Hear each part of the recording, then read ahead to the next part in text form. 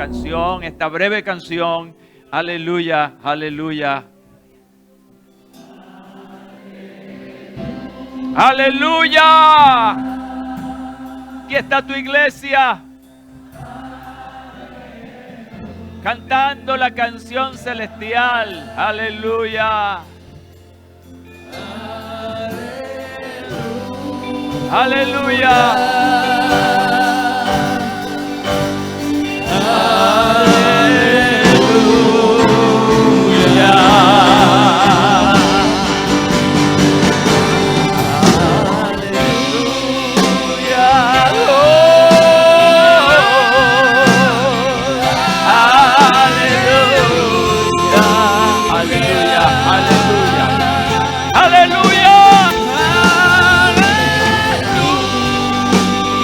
Alabado sea el Señor.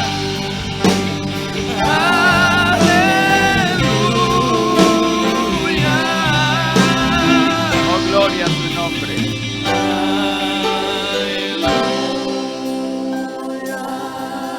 Aleluya. Aleluya.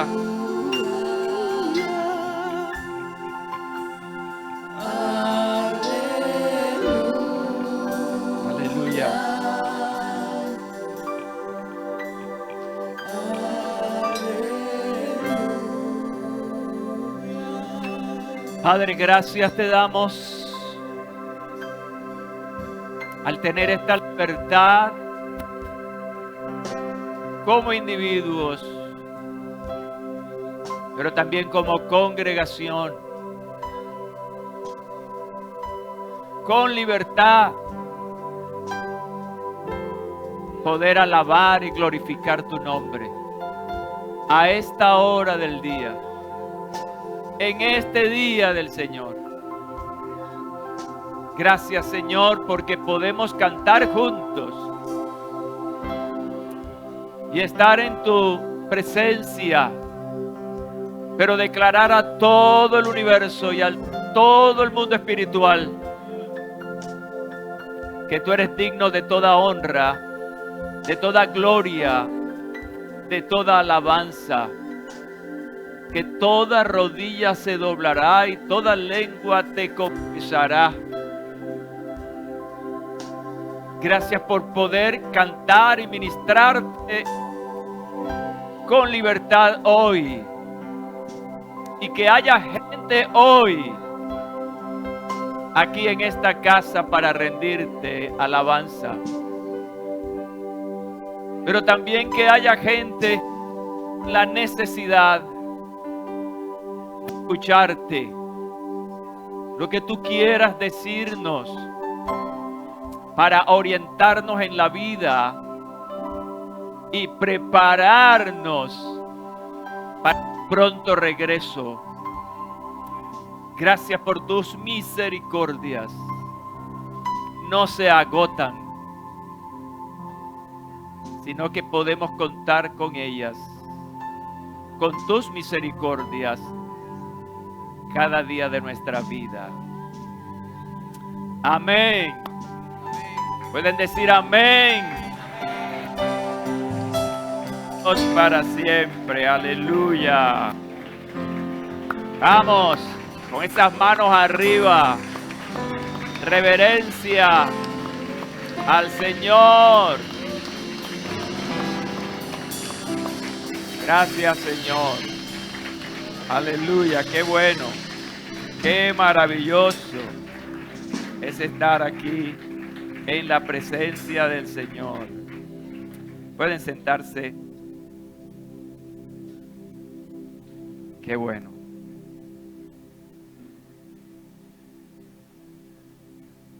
Estoy contento de verles a esta hora de la... Ya no es mañana, ya es tarde. Venimos de 2 excelsas y maravillosas reuniones donde hemos adorado al Señor así como lo hemos hecho, con esta libertad, con esta franqueza. Y hemos escuchado la palabra del Señor también tan edificante.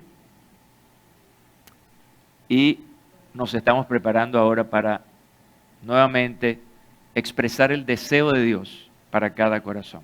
Amén. Mira qué bueno que veo aquí al doctor Ramón Navas y a su esposa Idaisa. ¿Tuviste en Maturín recientemente? ¿Estás recién llegada? Como una semana. Dios te bendiga. Ramón, placer. Ramón es uno de nuestros predicadores de constante invitación a este púlpito. Pronto lo vamos a tener nuevamente. Bueno, mira, quiero que abras tu Biblia. ¿Cómo fue que dijo Jesús esta mañana? Enchufen, enciendan su Biblia. Sí, para los que tienen Biblias electrónicas. Como dirían en el campo, enchúflelas. Aquí no hay enchufado, ¿verdad? Gloria al Señor. Me gustó esa frase de Jesús. Jesús Enríquez, el pastor, fue nuestro invitado al servicio anterior. Siempre se le ocurre algo bueno. Así que conecte su Biblia, abra su Biblia, en cualquiera de los casos, en un libro histórico, el libro del Antiguo Testamento, el primer libro de Samuel, capítulo 17, verso 4 al 8. Porque allí nos vamos a concentrar en una historia icónica, reiterativa de nosotros. Hemos leído de manera constante esta historia y lo importante, como decía en el primer servicio, que la historia bíblica no es solo una historia para contarla, para recitarla. La historia bíblica tiene sus profundas aplicaciones para nuestro presente.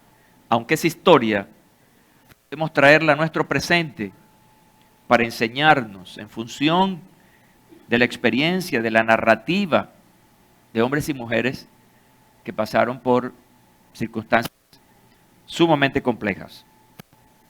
Así que yo voy a leer en esta traducción y lo voy a hacer respetando los que tienen la Reina Valera, porque la Reina Valera nos concentra en pesos y medidas de la época. Y esta traducción nos ayuda a verla en el contexto de nuestra cultura. Es más interesante entenderlo rápidamente. Por eso tomé esta traducción. Un guerrero famoso de Gat llamado Goliat salió del campamento filisteo. Medía casi 3 metros de altura. Llevaba un casco de bronce y una coraza también de bronce, forma de escamas de pescado, que pesaba alrededor de 55 kilos. Vayan teniendo una idea. Llevaba unos protectores de bronce en las piernas y una jabalina al hombro. Versículo 7. La parte de madera de su lanza era tan grande como el rodillo de un telar y la punta pesaba casi 7 kilos. Su escudero marchaba delante de él con su escudo. Estoy tomando de este capítulo 17 esto como a manera de introducir lo que quiero compartirles esta mañana. La historia es una historia, en este punto, una historia bélica. Es una guerra, es un enfrentamiento. Y en este enfrentamiento, pues hay partes en los extremos que finalmente se confrontan para la vida o para la muerte, para la libertad o para la sumisión.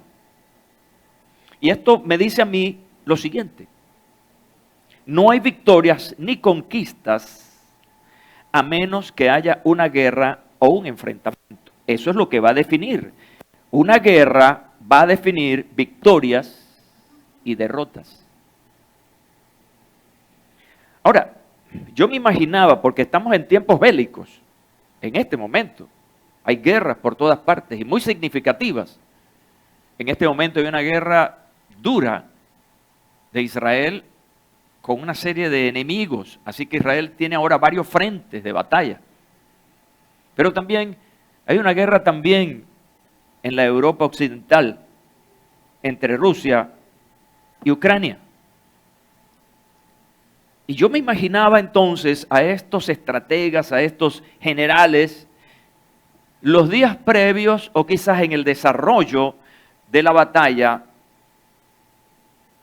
tratando de ver cómo resolver este problema bélico. ¿Ya?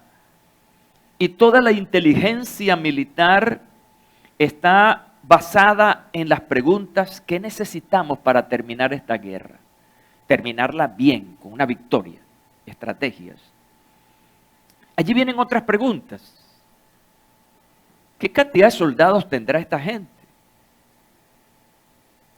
¿Y qué materiales o armas de guerra tienen?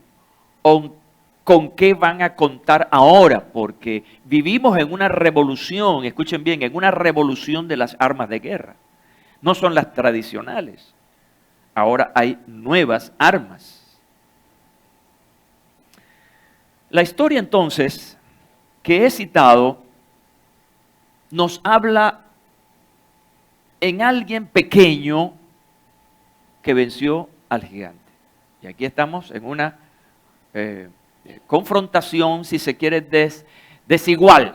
Una confrontación donde, humanamente hablando, estaba totalmente en contra de ese pequeño llamado David.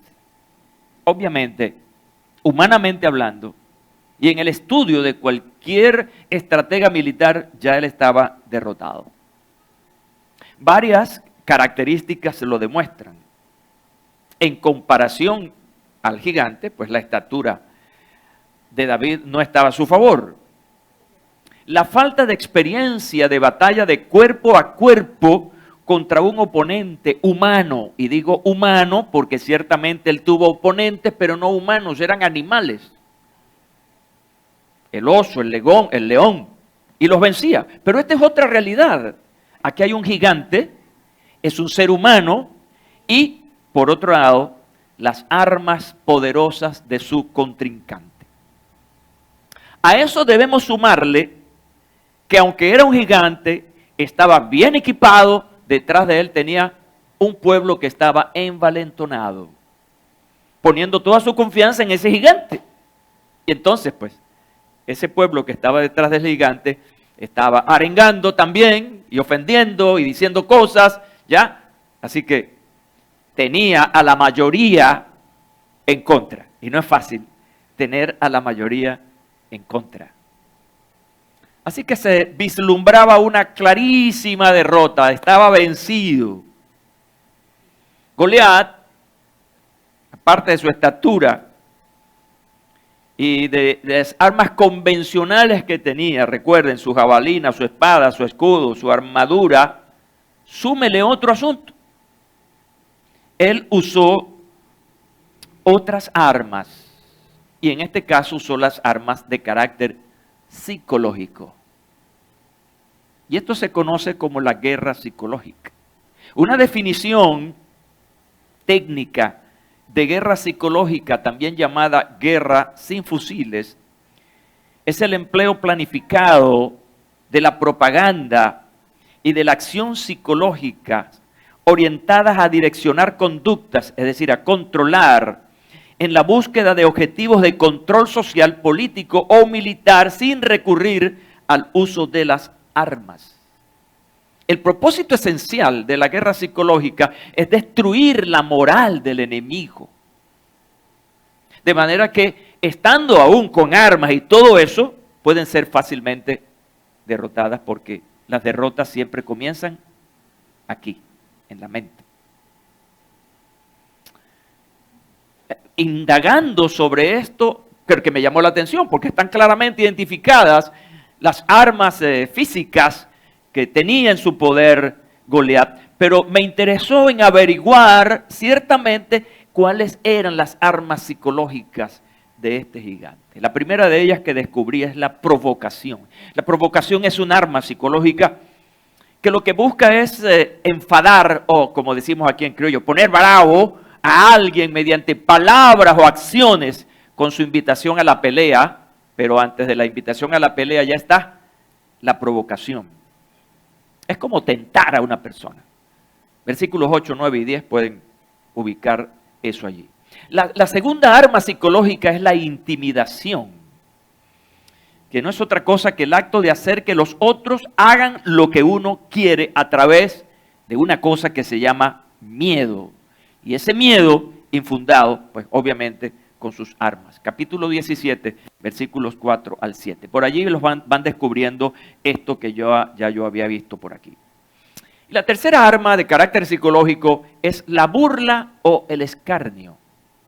Acción o palabras con que se procura poner en ridículo a personas o cosas. También la podemos denominar descrédito.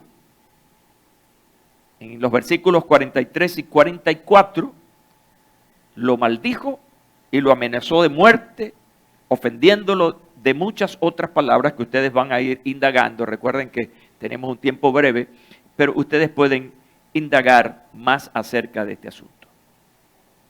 La palabra que yo más he usado en lo que va de predicación es la palabra gigante.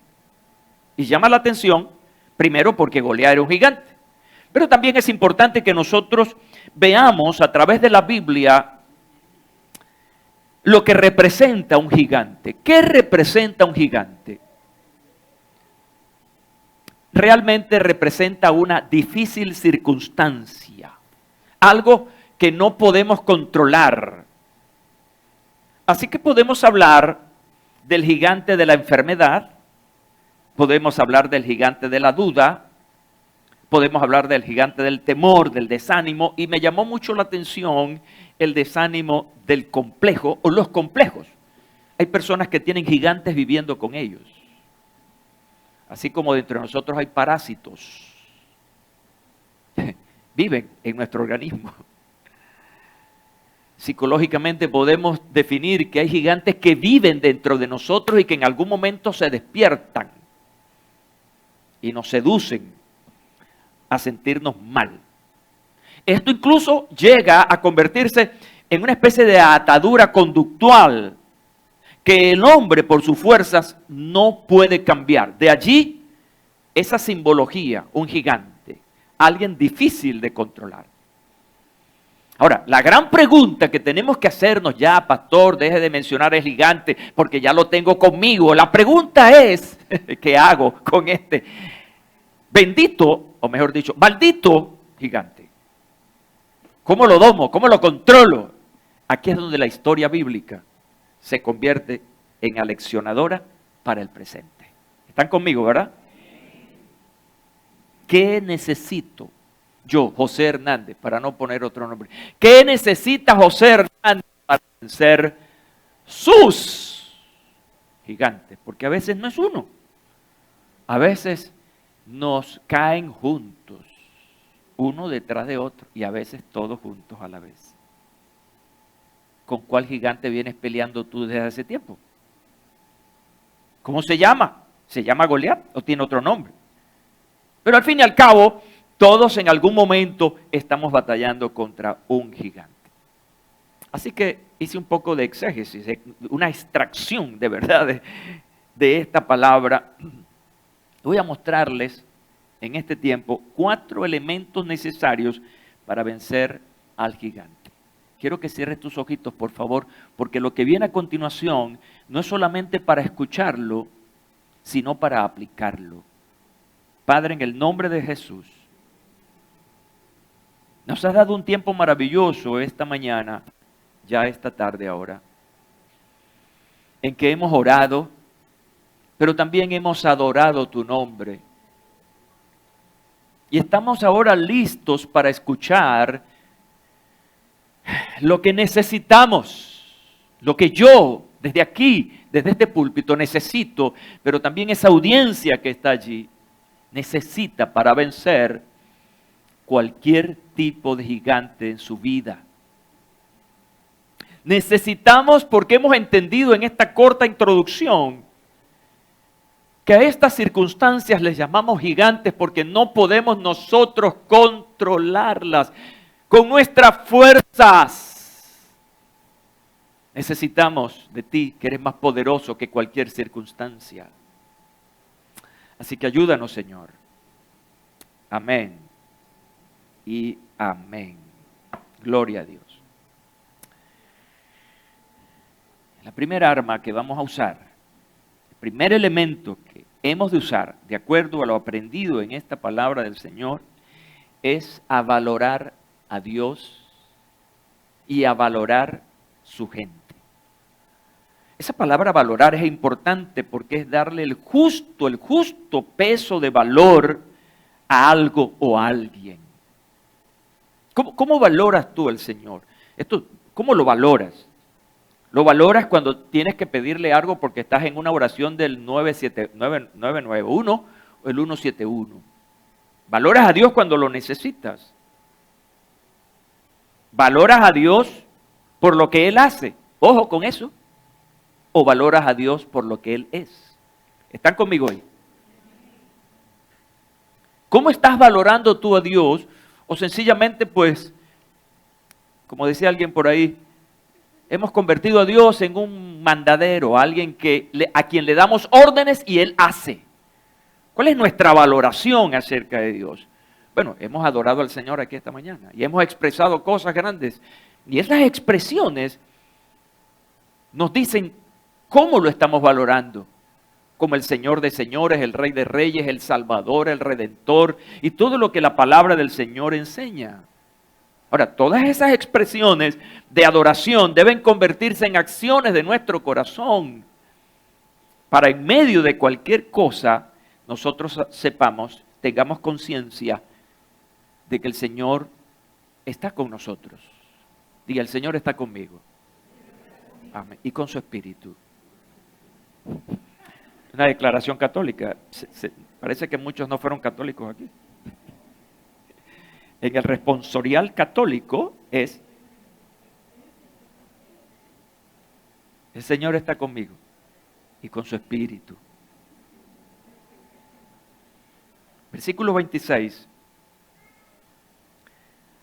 Yo encuentro en esta primera respuesta al gigante, valorar a Dios y a su pueblo, un gran sentido de identidad. ¿Un sentido de identidad con quién? Bueno, aquí encontramos con el pueblo. Encontramos un sentido de identidad con los líderes. La identidad nos lleva a una cosa que se llama lealtad.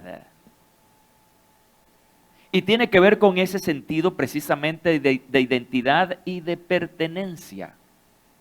Cuando valoramos entonces a Dios, lo estamos valorando en esa relación, identidad, parecernos a Él, pero también sentir lo que es nuestro, que está en nuestro corazón. Algo así manifestó David cuando llega al campo de batalla. No voy a contar los detalles porque no tenemos tiempo, pero él llegó allí y comenzó a ver a su pueblo, escuchen bien, a su pueblo, humillado, asustado, frente a aquel gigante que cada día salía al campo a decirles 4 cosas feas. Les mentaba a la madre, cualquier cosa fea. Y allí estaban todos asustados. Cuando el tipo levantaba la mano, ellos se agachaban. Estaban totalmente humillados. ¿Qué le provocó eso a David? Y eso me llamó la atención. Cuando él vio todas estas cosas, él dice, y este filisteo incircunciso será como uno de ellos. Y aquí fíjense, porque ha provocado ¿a quién? Al ejército del Dios viviente. Yo veo aquí una identidad nacional. Él está comprometido con un pueblo que está siendo humillado y él siente que tiene que hacer algo al respecto. Pero también él asume una identidad personal porque él sabe que él tiene que hacer algo. Están conmigo, ¿verdad? Me estoy explicando. Estoy hablando español en lo posible. Así que él habla al gigante, pero también está hablando la manera cómo ese gigante va a ser derrotado. Y aquí es donde él está valorando a su Dios. Ejército del Dios viviente. Y esto me lleva a mí a una lección importante. Nuestra relación con Dios debemos tenerla de manera constante, valorar esa relación. Ser intencionales con el Señor en todo lo que hagamos. Él debe estar presente porque Él tiene el poder, tiene la gracia, tiene la sabiduría que yo necesito para ese momento. Eso es valorar a Dios. Valorar a Dios es tenerlo todo el tiempo. Pero también valorar al pueblo de Dios debe estar también en nuestro corazón para que todo aquello que yo pueda hacer en función del cuerpo de Cristo, en función de la iglesia, lo pueda desarrollar. Mira cómo el autor a los Hebreos se refiere a esto, capítulo 10, versículos 24 y 25. Preocupémonos los unos por los otros, a fin de estimularnos al amor y a las buenas obras. No dejemos de congregarnos como acostumbran hacerlo algunos, sino animémonos unos a otros. Y con mayor razón ahora que vemos que aquel día se acerca. Eso es un gran sentido de valoración. ¿Y sabes cuándo es más necesario este sentido de valoración? Cuando estamos pasando por circunstancias adversas. Cuando vemos gente desanimada, cuando vemos gente desorientada, cuando hay gente que no sabe qué va a hacer frente a una situación. Fíjense la reiteración de este pasaje que me hace acordar mucho del lenguaje paulino.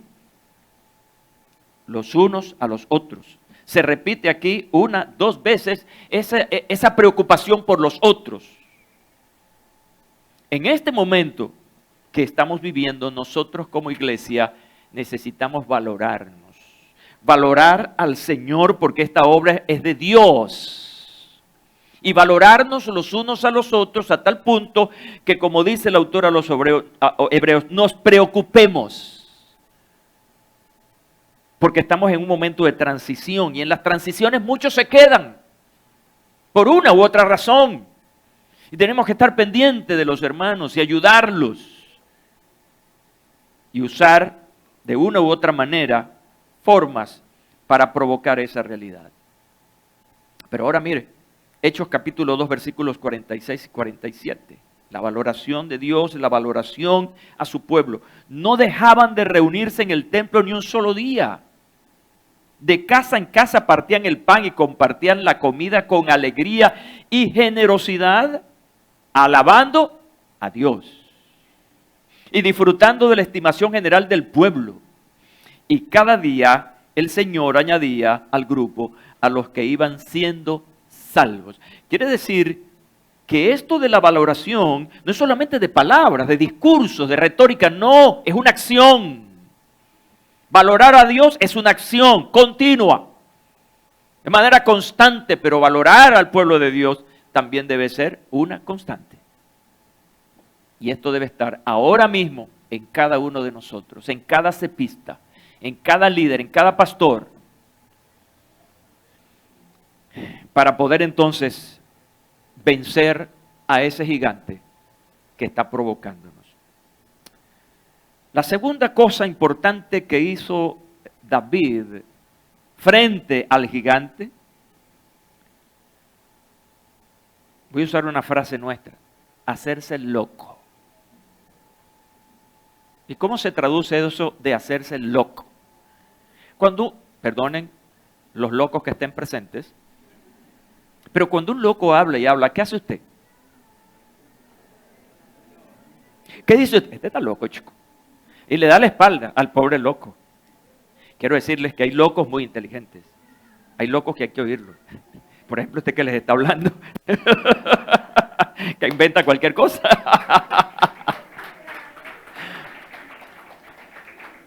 Hacerse el sordo, no escuchar a los que no creen, y especialmente cuando se refiere a ti. Mira, esto interesante. Viene David todo, tú sabes, zumbado porque él era muchacho y está oyendo a este tipo diciendo cosas allí. Él quiere cambiar esa realidad y entonces dice que oyéndole hablar Eliab, porque él llegó haciendo propuestas, Eliab, su hermano mayor, con aquellos hombres, escuchen bien, se encendió en ira contra David. Su hermano, con un hermano así yo no quisiera tener hermanos. Y dijo, ¿para qué has descendido acá? En trépito. Eso lo digo yo. ¿Y a quién has dejado aquellas pocas ovejas en el desierto? Esto me parece a burla, a ironía. Yo conozco tu soberbia y la malicia de tu corazón, que para ver la batalla has venido. ¿Y cuál fue la respuesta de David? Se hizo el loco. ¿Qué he hecho yo ahora? ¿Dónde me equivoqué? ¿Dónde metí la pata? ¿No es esto mero hablar? Las voces, no todas las voces van a ser útil a tu vida. No todo lo que escuchas va a bendecirte. Hay voces que van a tratar de destruir tu autoestima, que van a tratar de destruir lo que tú quieres construir. Así que hay que hacerse el sordo. Escuchas, no me interesa. Estás buscando otras opciones, otras palabras que puedan ayudarte. Las voces, porque aquí él tuvo dos voces poderosas, escuche bien, poderosas, una voz biológica que es su hermano, pero también una voz de autoridad que era del rey. Ambas totalmente negativas. Elías, su hermano, lo desestimó, pero también entonces el rey Saúl simplemente no le creyó. Mira lo que dice la palabra del Señor, versículos 30 y 33. Dijo Saúl a David, esto es verdaderamente desmotivante, no podrás. ¿Cuántas veces tú has escuchado eso en tu vida? Que no puedes. Hay gente que está tan marcada con eso que desde chiquito le dijeron, tú no puedes. Y lo marcaron. Y entonces ha tenido que luchar con ese fantasma, con ese gigante toda la vida, escuchando la palabra negativa de una madre o un padre tóxico. O de los amigos o de los hermanos mayores también, como le pasaba a David. No podrás ir contra aquel filisteo. En otras palabras, no podrás ir contra el gigante. Y le daba sus argumentos para pelear con él, porque tú eres muchacho y él un hombre de guerra desde su juventud. En el 33 le dice, no tienes experiencia. Me animan las dos respuestas de David cuando lo descalificaron. David dijo, ¿ahora qué hice? Solo preguntaba. Y número 2, esta fue la respuesta a su autoridad al rey. Así maté un león y un oso. Y así mataré a ese filisteo pagano, hijo del diablo. Morirá por haberse burlado del ejército del Dios viviente. Y mire cómo valora al Señor. El Señor me salvó del león y del oso y también me salvará de este gigante. Mira las dos respuestas.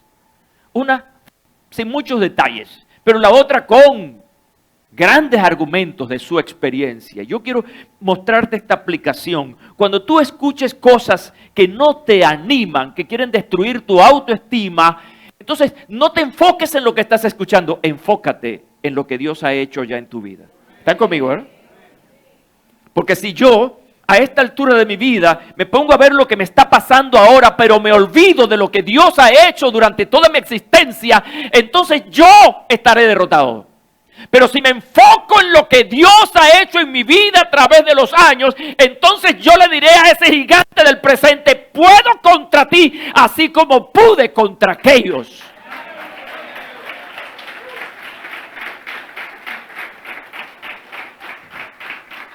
Una de las cosas que yo estuve tratando el domingo pasado tenía que ver con la memoria histórica. Algo que Nehemías hizo. Ahí estaba el pueblo desanimado. ¿Y qué hizo él para cambiar esa mentalidad? Acordaos del Señor grande y temible. Los llevó al pasado. Tiene que haber un momento en nuestra vida en que esa valoración de Dios me lleve entonces a tratar de una manera asertiva a no quedarme en lo que estoy escuchando, que de alguna manera me está frenando. Hace unos años, son experiencias que a uno no se le olvidan, porque fue un momento especial que estaba viviendo. Iba en mi carro y a mi mano derecha iba un líder importante de la iglesia. Y yo estaba manejando un proyecto importante acerca de nuestras células. En un momento complicado del país, eso hace muchos años. Y yo venía diciéndole cómo vamos a hacer las cosas frente a esto, que no nos podemos congregar y tal y qué sé yo. Y entonces, yo muy animado, contando lo que quería hacer, y esta persona, el Señor tenga misericordia de él, me decía, eso no puede ser, pastor. No era pastor, era hermano José. Eso no puede ser, hermano José, porque mire esto, aquello, lo otro. Y me dio un discurso que en vez de darme lástima, lo que me dio fue ira. Porque estaba descalificando absolutamente todo aquello en lo que yo venía trabajando como proyecto. Qué difícil es armar un edificio y en la noche a la mañana se cae el edificio. Frustración. Y sí, seguimos. Gracias a Dios, no escuché lo que él me dijo. O mejor dicho, no hice lo que escuché. Hice lo que Dios quería que hiciera. Y los resultados fueron extraordinarios hasta el presente. Una tercera cosa que hizo David tiene que ver con el uso de las armas correctas. Y usted dirá, ¿pero qué armas correctas? ¿Qué tenía David? Bueno, es que a él, de alguna manera, se le asignó un tipo de armamentos de ataque y de protección. Una vez que Saúl es convencido, el rey, de que este muchacho puede enfrentar a David, entonces él como militar al fin, Saúl, dice, bueno, vamos a preparar a este muchacho. Y comienzan a ponerle todo el andamiaje ese, las protecciones. Y el pobre muchacho no podía caminar con ese poco de cosas. Dice el versículo 39, y David echó de sí aquellas cosas.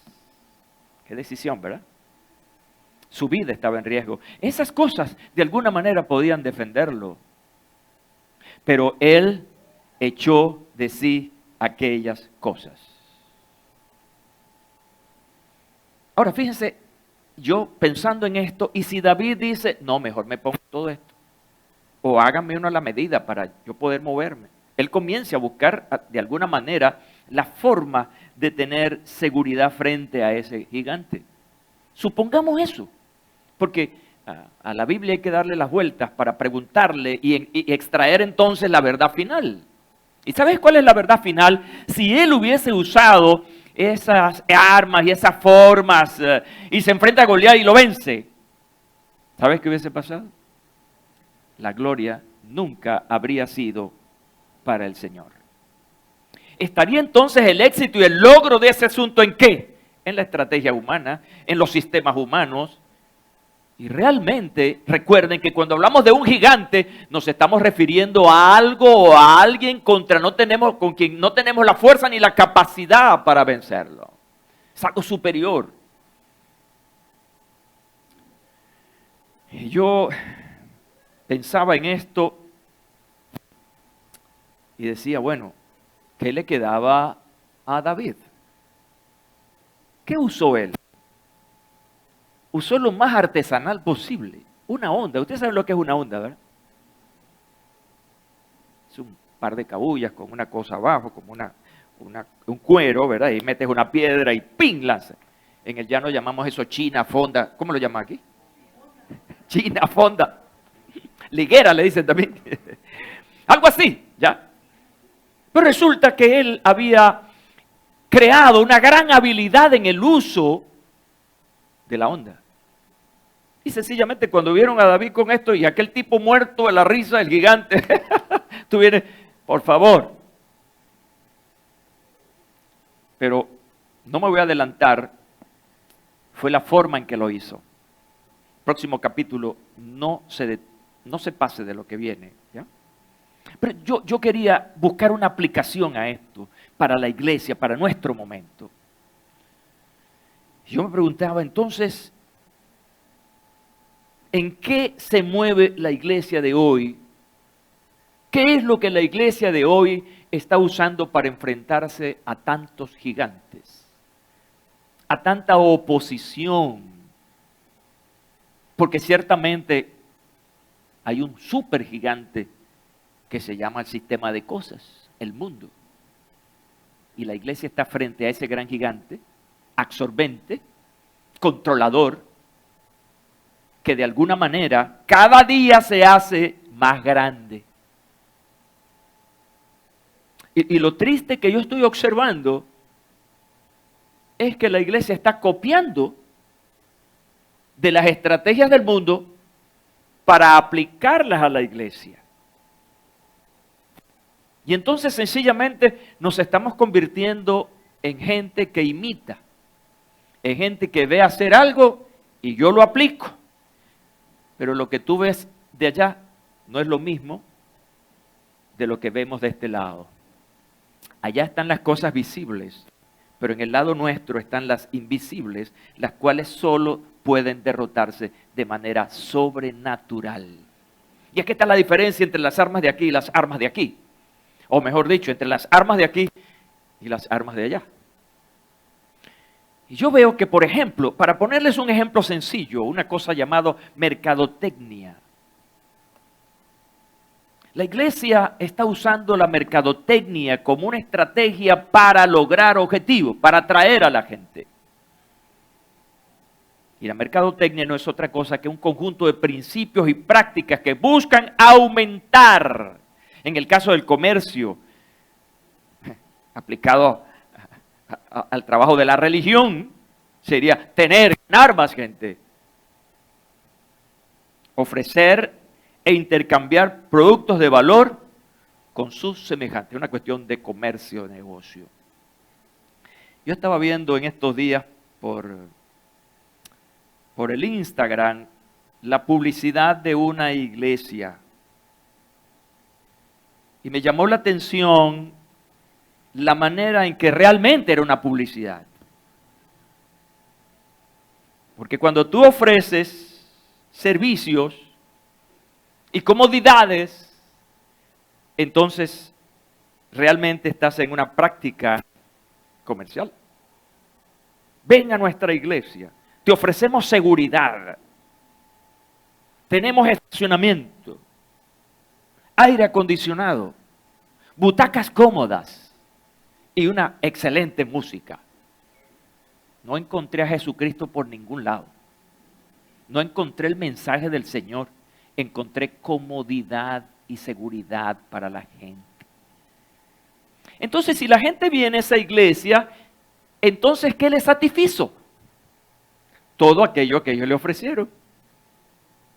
Hoy en día, esto de ganar, por ejemplo, le quita consciente o inconscientemente valor al poder de la palabra de Dios. Entonces tú vas a predicar y vas a enseñar según lo que quiere oír la gente. Y los predicadores, para no perder a nadie, entonces no usan la palabra tal y cual, el señalamiento claro, una cosa terrible, un gigante terrible que se llama pecado. La palabra pecado está execrada fuera del lenguaje de muchos predicadores y muchas iglesias. No seas tan duro. Ten cuidado. Entonces nosotros estamos llamados ¿a qué? ¿A usar las cosas correctas que la palabra del Señor nos manda? ¿O sencillamente nuestra intención tiene que ver con la mercadotecnia? Hoy nos hemos enfocado más en las cuestiones psicológicas, en mensajes filosóficos que de alguna manera están buscando que las personas dentro de su contexto cultural, escucha, cultural, no espiritual, cultural, entonces reciban una gratificación. ¿Qué es lo que nosotros como iglesia debemos predicar? Debemos predicar al Cristo crucificado, al Cristo resucitado y al Cristo que vuelve por segunda vez. Ese es el centro de nuestro mensaje. Un mensaje centrobíblico, cristocéntrico, que satisfaga más allá del conocimiento y vaya directamente al corazón. Mira las palabras del apóstol Pablo con las cuales se instruía a la iglesia en Corinto. Segunda Corintios capítulo 10, versículos 3 al 6. Y está hablando aquí de qué es lo que nosotros debemos usar en esta gran batalla contra ese gran gigante que es el mundo. Pues, aunque andamos en la carne, pregunto, ¿cuántos andan en la carne aquí? Viste que es una pregunta difícil. Pero yo ando en la carne. Yo soy un ser humano. ¿Cuántos comen aquí? Los que no comen no andan en la carne. ¿Cuántos sueñan? ¿Cuántos duermen? Vivir en la carne, el concepto aquí es vivir una vida normal. En un mundo de carácter físico, nada abstracto, una realidad. Ahora, mira lo que dice. Aunque andamos en la carne, y aquí viene el contraste, no militamos según la carne. Una cosa es vivir en la carne, ¿ya? Y otra cosa es operar según la carne. Lo que dice, no andamos en la carne, aunque andamos en la carne, perdón, no militamos según la carne. Somos seres humanos imperfectos, pero de una u otra manera nos esforzamos a no militar según la carne. ¿Por qué? Bien interesante este contexto. El versículo 4 lo responde el apóstol. Porque las armas de nuestra milicia, oye bien, no son carnales, sino poderosas en Dios para la destrucción de fortalezas, derribando argumentos y toda altivez que se levanta contra el conocimiento de Dios y llevando cautivo todo pensamiento a la obediencia de Cristo y estando prontos para castigar toda desobediencia cuando vuestra obediencia sea perfecta. Me encanta porque coincide mucho con lo que yo vengo hablando. Pablo está usando aquí un lenguaje militar, milicia, armas. Y él está hablando aquí entonces de la gran diferencia de operar según la carne y operar según el Espíritu. Y eso es lo que yo creo que nosotros como iglesia, como individuos, tenemos que ubicarnos allí. ¿De qué manera estoy yo peleando esta batalla? ¿Cómo estoy atacando a este gigante? ¿Por qué no he podido derrotar a este gigante? Y has vivido con esa lucha toda la vida. ¿Y qué es lo que está pasando? Hay que enfocarse en las armas. ¿Qué estás haciendo? ¿Cómo lo estás haciendo? Y quiero decirte que nuestras armas son poderosas. Tan poderosas que pueden destruir fortalezas, derribar argumentos, toda altivez que se levanta contra el conocimiento de Dios. Es poderosa. Ahora, yo quiero llevarte a la más poderosa arma que usó David, y es el punto 4. Es precisamente en ese momento culminante que lo llamamos la confrontación. Frente a David está el gran Goliat, el gigante, con todas sus armas y su escudero allí teniéndole una de ellas, el escudo. Y de este lado está ese muchacho, un adolescente prácticamente, con una pequeña onda. Es el momento de la confrontación. Y de este lado, hacia allá está el insulto, la intimidación, diciendo cualquier cantidad de cosas que están quitando toda la autoestima y el valor, no solamente de David, del pueblo. Porque para aquel gigante, este era un muchacho, no tiene experiencia. Este lo mato yo a un 2x3. Pero ¿qué está diciendo el que está de este lado? Es la gran pregunta. ¿Cuál es la palabra?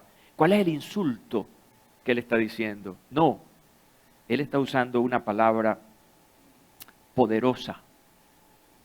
Goliat le dijo a David, acércate. Así hacen los... Yo no sé si ustedes pelearon alguna vez. Yo peleé una sola vez y perdí, en mi adolescencia.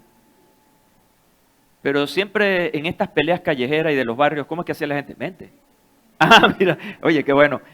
Vente, vente, vente. Pero él va diciendo vente, pero también voy a usar una palabra llanera, va reculando. Este hombre está bien parado, el gigante, y le dice, acércate. Mire la ofensa, y echaré tu cuerpo a los animales salvajes y a las aves de rapiña. Ah, eso es lo que tú estás diciendo. Pero ¿qué está diciendo ahora? David dijo al filisteo, tú vienes contra mí con espada, lanza y jabalina. Ajá. Pero yo vengo contra ti, y aquí está la palabra, en el nombre del Señor Todopoderoso, el Dios de los ejércitos de Israel. Y mire, estoy ofendido porque tú has hablado mal de él. La herramienta, el arma más poderosa para vencer a este enemigo, a este gigante, es la palabra poderosa de Dios. Por eso es tan importante, mis queridos hermanos, hijos espirituales, que aprendamos la palabra, que estudiemos la palabra, que retengamos la palabra de Dios, para que en el momento crucial saques la espada, saques la palabra de Dios y rompas todo conocimiento, rompas toda forma en que el enemigo quiere hacerte daño. La palabra de Dios. Mira cómo lo dijo él, pero yo vengo contra ti. Y luego dice, en el nombre del Señor. ¿Sabes por qué no hemos podido derrotar a algunos de nuestros gigantes? Porque estamos peleando a nuestro nombre. Mira, a esta altura de mi vida, yo estoy diciendo que la experiencia no es suficiente. Incluso estoy diciendo que la unción no es suficiente para vencer las circunstancias de la vida. ¿Sabes por qué? Porque cada cosa nueva es una nueva experiencia. Y necesitas para una nueva experiencia un poco más de unción. Necesitas un conocimiento renovado. De manera que no es centrarnos en nuestras fuerzas, no es con espadas, no es con ejército, es con el Espíritu del Señor, dice el profeta. De manera que aquí nosotros nos encontramos con un hombre que está diciendo, yo vengo contra ti, pero vengo es en el nombre del Señor. Cada expresión de esas nos muestra una teología interesante acerca de Dios. El Señor, el Todopoderoso, el Dios de los ejércitos de Israel. Esas tres expresiones nos muestran un catálogo interesante de lo que señala la Biblia acerca de la naturaleza de Dios. Pero cada una de ellas tenemos que conocerlas. Decir Señor, Señor no es suficiente. El concepto, la validez, el poder de esa palabra es el que manda. El Señor es el que manda. Y si el Señor es el que manda, entonces yo debo darle a eso una respuesta. Y es la respuesta del siervo. El Todopoderoso, el que todo lo puede. El Dios de los ejércitos, el Creador, el Señor. Bendito sea su nombre. Ahora, frente a esa autoridad, hoy te mataré y te cortaré la cabeza. Con la palabra señalada, daré tu cadáver a los animales salvajes y a las aves de rapiña. La palabra de Dios la que yo he escrito aquí como una máxima, la declaración y la fe en la palabra de Dios es el arma más poderosa para derribar fortalezas. El autor a los Hebreos 4:12 dice, la palabra de Dios vive. Es un presente continuo, vive. No fue ayer, no es hoy, es siempre. La palabra de Dios vive, es poderosa y es más cortante que cualquier espada de 2 filos. Penetra tan profundo que divide el alma y el espíritu. Oye, va más allá del intelecto. Llega hasta el espíritu, las coyunturas y los huesos, y juzga los pensamientos y sentimientos de nuestro corazón. Fue así como Jesús venció al diablo en aquella gran tentación en el desierto. 3 veces, porque escrito está. Él no dijo, yo soy el Hijo de Dios. ¿Y qué es lo que pasa? ¿Qué es lo que pasa? No, escrito está, es la palabra de Dios.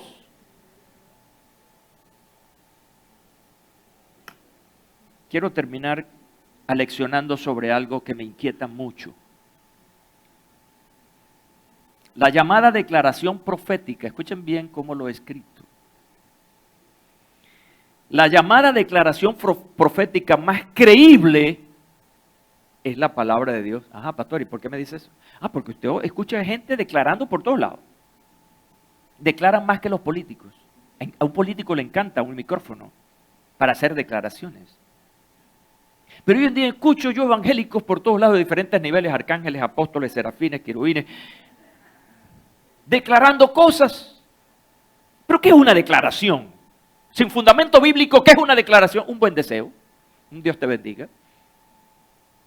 Pero aquí estamos hablando de una declaración profética, pero que tiene que estar fundamentada en la palabra de Dios. En la palabra de Dios. ¿Por qué? Bueno, lo está diciendo el autor a los Hebreos, es poderosa. Y sabemos que cuando declaramos la palabra de Dios hay un efecto más allá de el intelecto, va al alma. Ponte de pie, por favor. Gloria a Dios para siempre. ¿Cuál es tu gigante? Ya tiene nombre y apellido ese gigante. Aprendamos la palabra de Dios de hoy para hacerle frente y vencerlo. Vencerlo en el nombre del Señor. Pon tu mano sobre tu corazón, por favor. Padre, en el nombre de Jesús, mira a cada persona aquí, con su mano sobre su sensible corazón. Ayúdale, Señor. Ayúdale. Que tu palabra de hoy, de esta tarde, pueda tocar ese corazón. Y que esto, más que una palabra, se convierta en una acción para defenderse frente al gigante y destruirlo. Ahora mira el Centro Evangelístico Peniel.